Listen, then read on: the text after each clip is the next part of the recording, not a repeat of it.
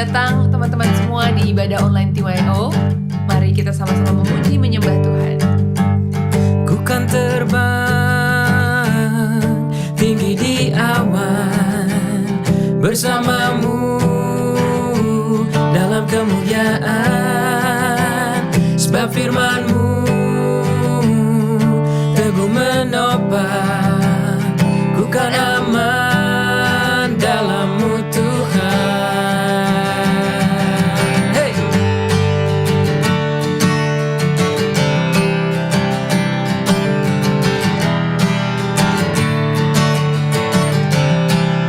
Firman-Mu Tuhan, firman-Mu Tuhan, kita bagi kakiku. Janji-Mu terang bagi jalan-jalanku. Kebenaran-Mu menuntunku setiap hari.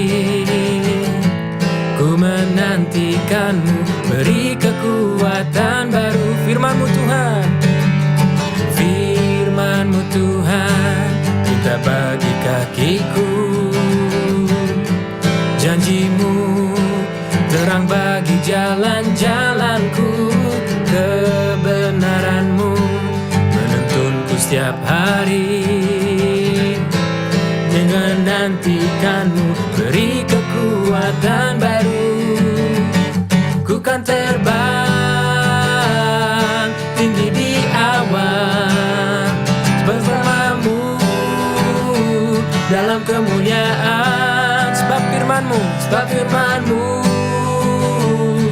teguh menopang.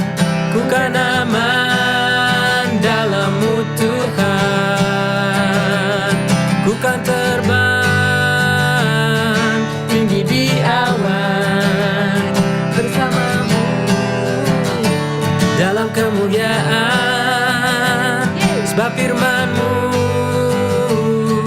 teguh menopang. Ku kan aman dalam-Mu Tuhan.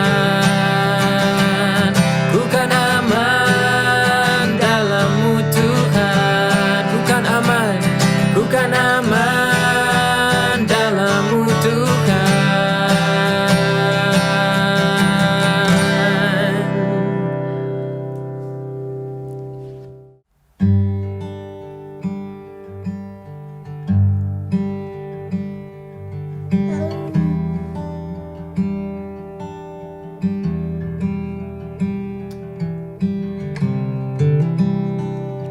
Thank you, Jesus.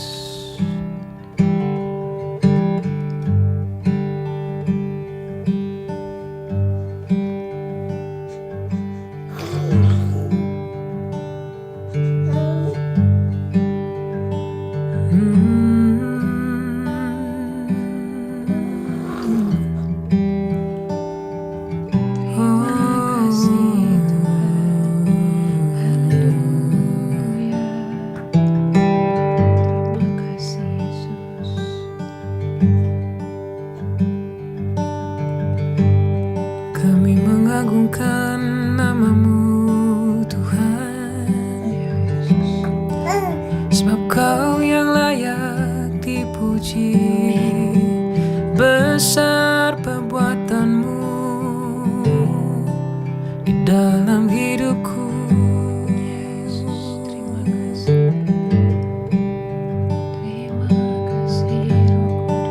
Ku pandang wajah-Mu Tuhan,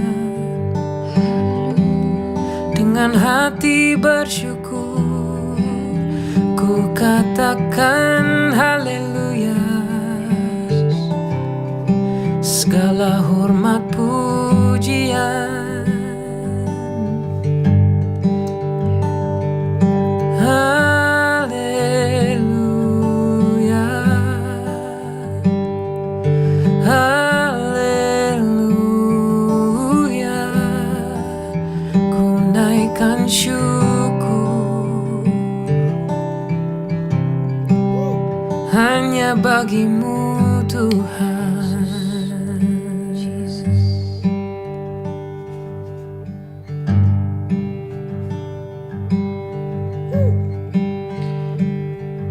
Ya Tuhan, kami bersyukur Bapa, Kami masih bisa memuji, menyembah nama-Mu Tuhan. Kami masih bisa duduk diam di kaki-Mu Tuhan. Yes. Dan saat ini kami rindu mendengarkan firman-Mu Bapa. Apa isi hati-Mu buat kami? Berbicaralah buat kami semua dan teman-teman yang beribadah saat ini Tuhan. Yes. Ya Tuhan, sebelum itu kami mau terus lagi menyembah-Mu Bapa. Kami mau terus menyenangkan hati-Mu ya Yesus. Kami mau buka hati dan pikiran kami Tuhan, untuk lebih dalam lagi masuk ke hadirat-Mu Yesus. Yes, Lord. Terima kasih Bapa.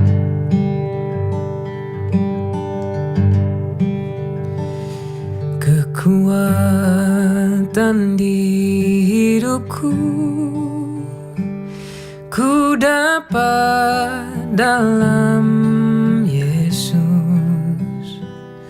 Dia tak pernah tinggalkanku,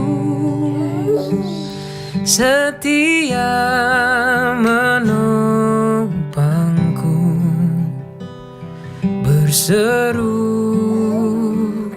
berharap dalam Yesus. Kekuatan dalam hidupku, kekuatan di hidupku ku dapat dalam Yesus. Dia tak pernah tinggalkanku, setia menopangku, berseru berharap dalam Yesus. Ajaib Kau Tuhan, penuh kuasa, sanggup pulihkan keadaanku. Dalam tangan-Mu seluruh hidupku tak akan goyah selamanya.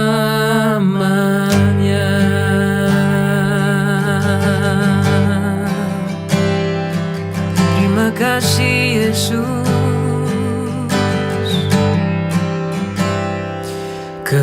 Kekuatan di hidupku ku dapat dalam Yesus. Dia tak pernah tinggalkanku, setia menopangku,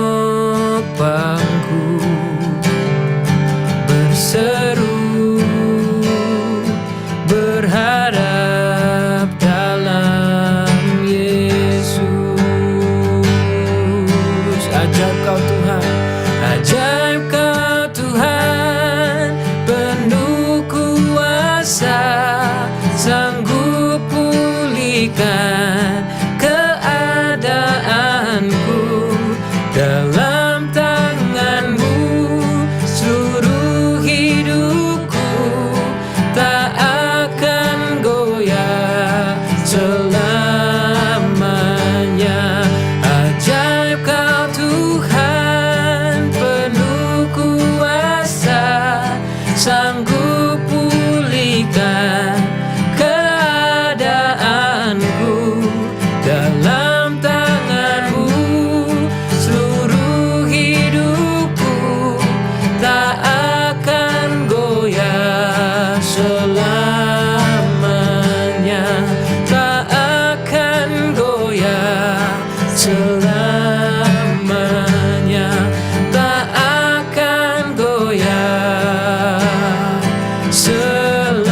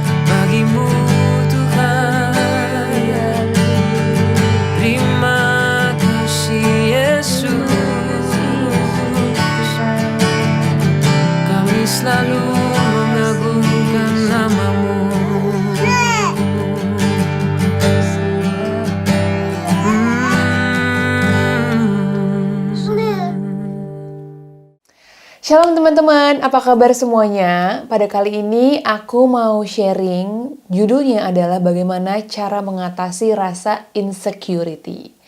Nah, teman-teman sadar gak sih kalau zaman sekarang nih teknologi super canggih, kita bisa dapetin informasi segampang dan secepat itu dengan hanya klik pakai jempol, kita udah bisa langsung dapet banyak banget informasi. Termasuk juga sosial media. Sekarang siapa sih yang gak punya sosial media? Pasti deh setiap dari kita, aku juga punya kok, setiap dari kamu, anak muda zaman now, kayaknya tuh nggak mungkin nggak punya sosial media, bener gak? Ada yang mungkin Facebook, Instagram, TikTok, ya kan? Zaman dulu banget aku namanya Friendster, mungkin kalian belum tahu.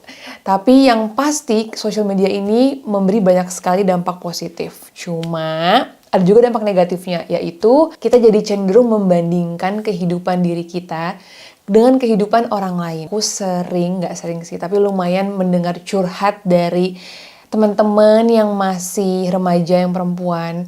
Jadinya membandingkan fisik dan bentuk kita, badan, muka, and everything, anything yang kita suka insecure gitu, suka banding-bandingin sama tokoh-tokoh public figure yang ada di sosial media. Kalau cowok mungkin jadi insecure ke kendaraan yang dipakai, atau mungkin semua ini cowok cewek sih brand-brand yang dipakai, atau mungkin dia kok jago ya joget TikTok, ya aku kok nggak bisa joget gitu. Pokoknya banyak banget sih zaman sekarang hal-hal kecil yang sebenarnya tuh mungkin terlihatnya kecil, simple, tapi bisa menjadi big thing buat kita karena insecurity kita gitu. Nah mungkin kan bisa bilang gini, Kaca, tapi kan aku wajar insecure karena aku tuh belum berhasil menurut dunia gitu ya. Maksudnya aku belum jadi orang, kalau kata orang dunia. Aku masih dalam tahap proses pencarian jati diri aku. Coba kalau aku udah sukses nanti, kalau aku udah dapat gelar ini, kalau aku udah dapat pekerjaan ini, aku udah mencapai mimpi aku ini, aku udah punya duit sebanyak ini, atau aku udah punya rumah, aku udah bisa punya tas merek ini, aku udah bisa beli mobil merek ini dengan duit sendiri, aku pasti nggak bakal insecure Kak gitu. Apakah benar? Coba kalian pikir-pikir dulu. Karena menurut aku nih, kalau rasa insecurity itu pada dasar dalam diri kita nggak dibenerin dulu, maka semua hal yang akan kita miliki pun tidak akan bisa menutupi rasa insecure itu. Mungkin bisa untuk menutupi sesaat aja, tapi sebentar lagi, ntar bisa datang lagi rasa insecurity itu. Kenapa aku bilang kayak gitu? Karena ada contohnya di Alkitab, seorang raja nih teman-teman yang udah dipilih sama Tuhan, yang udah angkat Tuhan menjadi raja, dia punya posisi tinggi, dia punya power, dia aja bisa insecure. Siapakah dia? Dia adalah Raja Saul. Kita buka ayatnya di 1 Samuel 18 ayat mulai dari 6, tapi aku akan baca mungkin dari 7. Teman-teman bisa lihat. Dan perempuan yang menari-nari itu menyanyi berbalas-balasan katanya. Saul mengalahkan beribu-ribu musuh, tetapi Daud berlaksa-laksa. Lalu bangkitlah amarah Saul dengan sangat, dan perkataan itu menyebalkan hatinya, sebab pikirnya, kepada Daud diperhitungkan mereka berlaksa-laksa, tetapi kepadaku diperhitungkannya beribu-ribu. Akhir-akhirnya jabatan raja itu pun jatuh kepadanya. Sejak hari itu maka Saul selalu mendengki Daud. Jadi posisinya di sini Daud ini belum menjadi raja, belum diurapi. Maksudnya Daud udah diurapi sama Nabi Samuel, tapi dia belum officially menjadi raja, tapi dia udah mengalahkan berlaksa-laksa musuh dari Israel pada waktu itu. Dan Saul mendengar kalau rakyat ini, perempuan-perempuan khususnya, menyanyikan, mengagungkan Daud gitu. Jadi orang-orang tuh lebih kayak memuji Daud daripada memuji Saul. Nah di sini seorang raja Saul aja bisa insecure. Nah itu karena itu pada kali ini aku mau sharing sama teman-teman gimana sih mengatasi insecurity. Tapi sebelum masuk lebih dalam, aku mau kasih tahu juga sebenarnya definisi insecurity itu apa sih. Jadi ciri-cirinya mereka itu lacks self-confidence, jadi tidak punya rasa percaya diri. He or she won't know their worth, jadi mereka nggak tahu harga dirinya mereka, rasa berharga yang mereka punya. Biasanya mereka not feeling good enough, feeling sorry for themselves. They dislike their physical appearance. Jadi mereka nih biasanya orang yang tidak merasa dirinya itu cukup bagus. Selalu ada aja yang kurang. selalu kurang gitu. Dan apa aja sih penyebabnya? Masa kecil yang tidak mendukung, punya orang tua yang terlalu kritis atau perfeksionis. Jadi dari kecil mungkin anak ini tumbuh dengan orang tua yang tidak pernah memuji dia gitu, tidak pernah, apapun yang dikerjakan sama anak ini selalu dilihat orang tuanya tuh kurang berhasil, kamu kan selalu dikritik, nggak pernah berhasil. Ada juga trauma masa lalu, ada juga penolakan, kegagalan, dan kesepian. Nah, akibatnya kalau orang insecure biasanya nih mereka suka boasting atau berusaha pamer. Jadi kalau misalnya kita lagi ngobrol sama orang-orang, terus ada orang yang tanpa ditanya biasanya cenderung untuk membeberkan apa aja yang udah berhasil dia lakukan tanpa ditanya. Terus ada juga controlling, berusaha untuk mengatur segala sesuatunya. Ada juga people pleasing, jadi orang ini berusaha menyenangkan hati semua orang, termasuk aku nih teman-teman dulu. Terus anxiety, dan juga yang paling parah adalah depression. Nah makanya sebelum sampai tahap sana, atau mungkin dari antara kalian ada yang sudah sampai tahap anxiety, yuk aku mau sharingkan 4 poin penting banget bagaimana cara kita mengatasi rasa insecurity. Oke, yang pertama, you have to know your worth in Christ. Kita baca sama-sama ayatnya di Kejadian 1 ayat 27. Allah menciptakan manusia itu menurut gambarnya. Menurut gambar Allah diciptakannya dia, laki-laki dan perempuan diciptakannya mereka. Nah, ini dibilang di Alkitab kalau Tuhan itu menciptakan kita serupa dengan gambar Allah. Itu poin-poin yang pertama ya. 1A, ini 1B, Mazmur 139 ayat 13-16. Sebab engkaulah yang membentuk buah pinggangku, menenun aku dalam kandungan ibuku. Aku bersyukur kepadamu oleh karena kejadianku dahsyat dan ajaib. Ajaib apa yang kau buat, dan jiwaku benar-benar menyadarinya.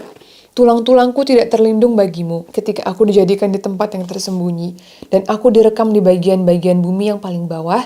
Matamu melihat selagi aku bakal anak. Dan dalam kitabmu semuanya tertulis hari-hari yang akan dibentuk, sebelum ada satu pun daripadanya. Wow, jadi di ayat ini dibilang kalau Tuhan itu detail banget ciptain kita. Di sini tuh dibilang betapa ajaib dan dahsyat kejadian ketika Tuhan tuh membentuk kita. Dan aku sendiri tuh baru aja ngalamin teman-teman, karena aku baru melahirkan 4 bulan yang lalu. Itu aku benar-benar ngerasain ajaib banget betapa Tuhan sungguh dahsyat dan kreatif menciptakan seorang manusia. Jadi tadinya kalau aku USG, pas aku baru banget tahu aku hamil, aku USG, Lucas anak aku tuh masih sekecil kacang, kayak kacang ijo gitu, kecil banget di dalam perut aku. Terus bener-bener bertumbuh minggu demi minggu, bulan demi bulan, sampai lahirlah seorang bayi gitu, manusia lengkap, ada mata, tangan, kaki, rambut, dan semua organ, jantung di dalamnya. Itu tuh amazing banget teman-teman, kayak itu bener-bener Tuhan sih gitu. Aku percaya itu adalah semua detail yang udah Tuhan ciptakan dan Tuhan rencanakan buat setiap kita, buat setiap kalian yang mendengar saat ini. Kalian tuh diciptakan Tuhan dengan sangat detail, dan aku percaya kalau Tuhan juga udah merencanakan kalian sedemikian rupa sebelum kalian tuh dilahirkan. Nah, kalau kalian lihat nih, aku sekarang pakai anting, aku pakai baju, ini kan semua dibikin ya kan. Dan biasanya tuh kalau dibikin sama retail company mass product, jadi sekali dibikin langsung banyak, ada kayak 10, 100 exactly produk yang sama. Nah, tapi setiap kita itu detail dan personal. Tuhan bikin masing-masing spesialisasi, masing-masing tuh khusus. Tidak ada yang sama satupun di dunia ini. Dahsyat banget kan Tuhan. Jadi kalian itu spesial, gengs. Kalian itu berharga, teman-teman. Kalian harus tahu itu. Tapi mungkin di antara kalian ada juga yang bertanya, tapi Kak Eca, oke, menurut Tuhan aku berharga, tapi kok keluarga aku sendiri gak menganggap aku berharga? Aku kok diperlakukan tidak berharga sama keluarga aku? Oke, mari kita buka lagi ayatnya. Ada di Yesaya 49 ayat 15. Dapatkah seorang perempuan melupakan bayinya sehingga ia tidak menyayangi anak dari kandungannya? Sekalipun dia melupakannya, aku tidak akan melupakan engkau. Nah, di sini ditulis, teman-teman, jikalau pun seorang ibu yang udah mengandung anaknya bisa melupakan anaknya, Tuhan Yesus tidak akan pernah melupakan satupun di antara kita semua. Karena kita ini masing-masing dari kita adalah ciptaannya Tuhan yang spesial. kamu berharga di mata Tuhan.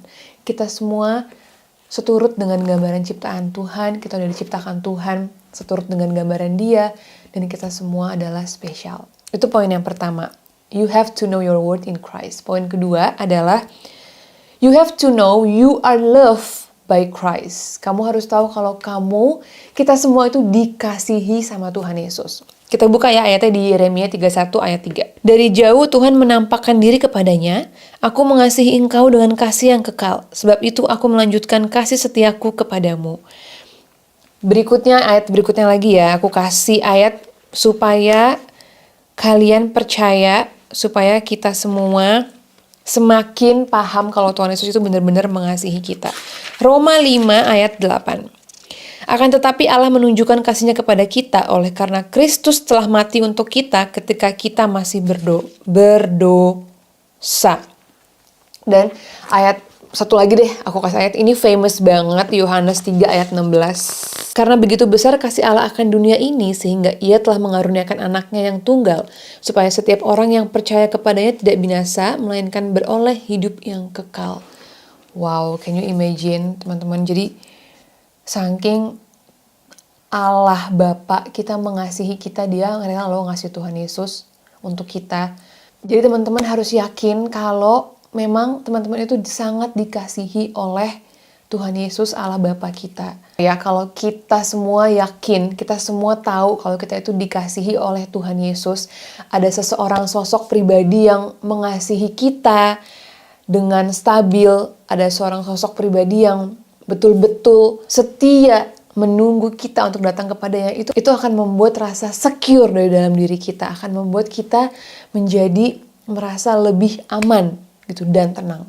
Oke, poin ketiga, you have to know your past will not determine your future in Christ. Jadi masa lalu kita tidak akan mempengaruhi masa depan kita kalau kita berjalan bersama dalam Tuhan Yesus. Kita buka ayatnya di 2 Korintus 5 ayat 17. Jadi siapa yang ada di dalam Kristus, ia adalah ciptaan baru. Yang lama sudah berlalu, sesungguhnya yang baru sudah datang. Jadi teman-teman, kalau kita semua sudah terima Tuhan Yesus dalam hidup kita, dalam hati kita undang Dia masuk dalam hati kita. Nah, Tuhan Yesus itu mampu dan sanggup untuk mengampuni, untuk membersihkan masa lalu kita. Nah, mungkin masa lalu kita kotor, entah karena perbuatan kita sendiri, karena dosa yang kita lakukan, jadi kita punya rasa intimidasi dan punya trauma, atau mungkin trauma itu disebabkan oleh perlakuan orang lain terhadap kita yang tidak kita ingini. Jadi itu selalu membayang-bayangi pikiran kita dan mengganggu untuk kita melangkah ke depan. Nah, untuk itu teman-teman, pada kali ini aku mau mengajak kita semua untuk melepaskan pengampunan untuk masa lalu yang traumatik itu. Kalau memang teman-teman merasa trauma karena dosa yang kalian sendiri lakukan, yuk saat ini kita datang sama Tuhan, kita bertobat, kita minta ampun, kita minta maaf, dan dari hati kita benar-benar niat untuk tidak mau mengulangi lagi. Aku tuh percaya Tuhan pasti mengampuni dan kalian akan punya rasa lega, rasa damai sejahtera. Dan karena kalian yakin dan percaya gitu, kalian tahu rasanya kalau emang kalian tuh udah diampuni sama Tuhan. Dan kalau kalian punya rasa trauma akibat perlakuan orang lain yang tidak menyenangkan dan menyakitkan buat kalian, baik secara verbal atau secara fisik, kali ini aku juga mau mengajak kalian untuk melepaskan pengampunan untuk orang itu. Aku tahu aku ngomong ini kayaknya gampang, tapi untuk menjalankannya, karena kalian yang merasakannya itu pasti sangat amat sulit. Tapi yakin deh teman-teman, percaya sama aku kalau kalian bisa melepaskan pengampunan, itu akan sangat jauh lebih enak rasanya untuk kalian. Akan sangat menguntungkan buat kalian. Aku punya analogi seperti ini. Jadi misalnya nih aku sama suami aku Andy, kita lagi mau jalan ke satu tempat. Oke, jalan kaki ya. Nah, terus kita lomba ceritanya. Oke, kita cepet-cepetan ya gitu. Nah, tapi di kaki aku iketin dengan tali dengan karung beras. Karung berasnya 5 kilo. Terus Andy jalan dengan yang biasa aja, nggak ada pakai beban apa-apa. Siapa yang bakalan menang? Pasti Andy kan. Pasti aku tuh bakal susah banget jalan gitu. Karena kenapa? Karena masih ada beban si karung beras ini gitu. Jadi aku mau ngajak teman-teman semua untuk yuk kita lepasin semua karung beras yang teman-teman bawa selama ini. Beban yang mungkin selama ini masih kalian bawa kemana-mana, kalian nggak sadar. Itu memberatkan beban kalian gitu. Jadi kita tuh nggak bakal bisa ngerubah apa yang terjadi di masa lalu kita. Yang sudah terjadi biarlah terjadi di masa lalu. Ya sudahlah, kita lepaskan pengampunan untuk orang yang menyakitkan. Tapi kita bisa merencanakan masa depan kita bersama dengan Tuhan Yesus. Dan poin berikutnya nih, aku yakin kalau kita berjalan bersama Tuhan Yesus, pasti kita akan punya masa depan yang cerah. Amin. Ya, poin yang keempat adalah Jesus has a beautiful plan for every one of you. Ayatnya ada di Yeremia 29 ayat 11. Sebab aku ini mengetahui rancangan-rancangan apa yang ada padaku mengenai kamu. Demikianlah firman Tuhan, yaitu rancangan damai sejahtera dan bukan rancangan kecelakaan, untuk memberikan kepadamu hari depan yang penuh dengan harapan. Jadi Tuhan itu gak pernah merancangkan yang jelek untuk kita. Dan aku tuh yakin banget sebenarnya Tuhan pengen loh kita tuh hidup bahagia. Tuhan pengen banget kita tuh bisa menikmati hidup kita. Bukan berarti kita gak ada masalah ya di dunia ini. Pasti ada masalah. Tapi bagaimana caranya kita tuh masih bisa enjoy our life. Nah ini nih, Tuhan juga udah bilang di sini, Tuhan tuh berjanji. Aku juga yakin kalau Tuhan udah berjanji di Alkitab, di firman-Nya ini pasti Dia akan genapi. Amin. Nah Tuhan udah bilang kalau Tuhan itu merancangkan damai sejahtera dan bukan kecelakaan, dan Dia akan memberikan kita masa depan yang penuh harapan. Jadi kenapa sih orang-orang tuh bisa anxiety, kenapa orang-orang bisa anxious? Karena mereka tuh banyak sekali pikiran, kekhawatiran, ketakutan, dan ngerasa tidak punya harapan gitu untuk masa depan. Dan padahal di sini dibilang kalau Tuhan Yesus punya rancangan buat kita. Jadi teman-teman, mau seberapa buruk pun masa lalu kamu, itu tidak akan mempengaruhi masa depan kamu kalau kamu ambil keputusan saat ini juga untuk berjalan bersama dengan Tuhan Yesus. Aku juga sedih karena saat ini aku dengar banyak banget orang-orang yang suicide, bunuh diri gitu. Mulai dari desainer terkenal, artis papan atas, terus ada komedian juga gitu ya, ada mungkin orang-orang yang bukan public figure tapi mereka juga banyak sekali yang memutuskan untuk mengakhiri hidupnya. Dan aku pikir-pikir gitu ya, kenapa ya kok orang tuh bisa ada pikiran untuk bunuh diri. Dan ternyata aku juga sempat mendengar curhat dari beberapa anak gitu kalau mereka tuh ada punya pikiran bunuh diri. Ternyata karena mereka berpikir kalau hidup mereka itu udah tidak ada sama sekali damai sejahtera. Hidup mereka tuh udah sama sekali tidak ada harapan. Kayaknya mereka tuh ngerasa masalah yang ada semakin semakin banyak. Mereka mencoba mencari jalan keluar tapi nggak bisa-bisa. Kayak jalan tuh buntu.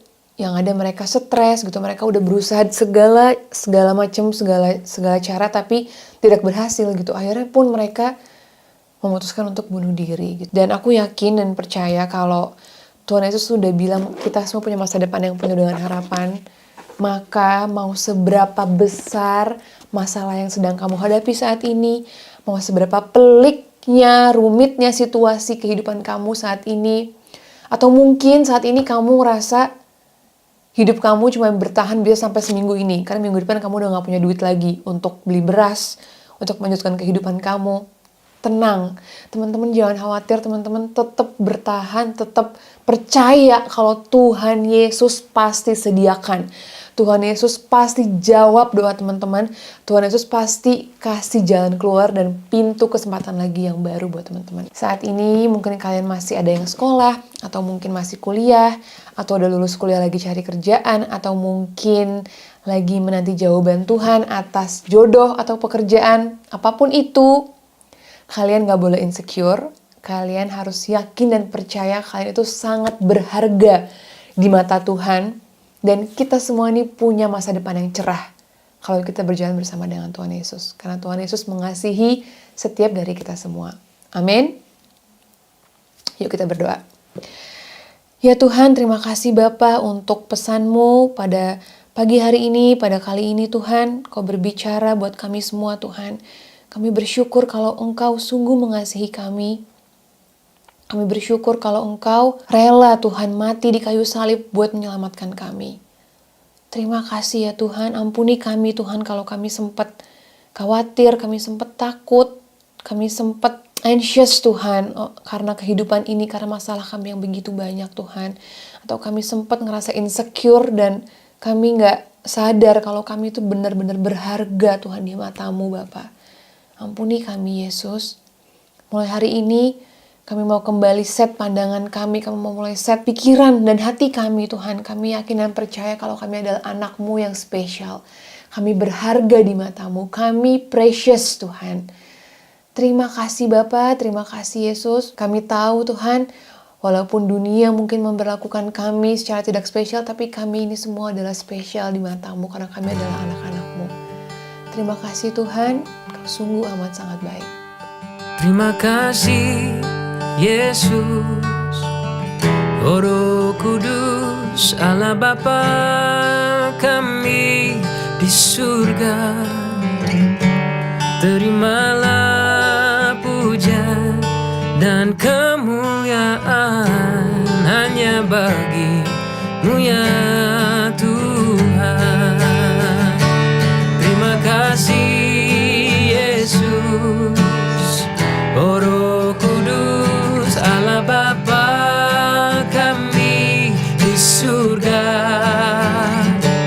Terimalah puja dan kemuliaan hanya bagi-Mu ya Tuhan. Ku kagum hormat akan Engkau, kagum hormat akan Engkau. Kau Allah yang layak dipuji, ku kagum akan Engkau. Ku kagum hormat akan Engkau. Ku kagum hormat akan Engkau. Kau Allah yang layak dipuji, ku kagum akan Engkau. Ku kagum akan Engkau. Ku kagum akan Yesus, Yesus.